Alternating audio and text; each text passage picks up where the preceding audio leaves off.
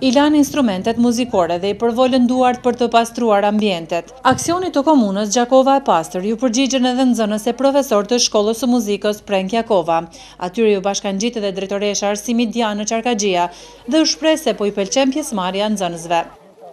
Ky aksion ka pas vlerën e vet shumë të madhe, duke filluar nga data 3 mars deri më sot që është dita e fundit, duke se qyteti ka marrë një pamje tjetër. Pasi ishte dita e fundit e këtij aksioni, e pashë unë tutës të bashkohem nxënësve shkollës muzikës.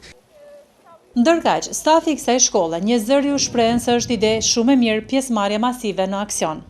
Është shumë normale që kjo është pjesë e jetës sonë dhe normal që duhet me qenë edhe na pjesë një pastërtie të një qyteti edhe duhet me kontribu në aspekt pastërtisë.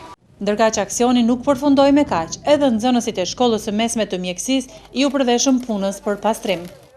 Natyrisht na jemi krenar të pastrojmë vendin tonë, sepse këto dhe jetojmë ne, prandaj është shumë mirë.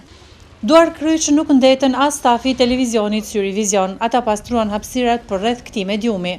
Vetëm të themi se pothuajse në të gjitha skajet e qytetit e fshatrave të Gjakovës dolën i madhe i vogël për pastrim.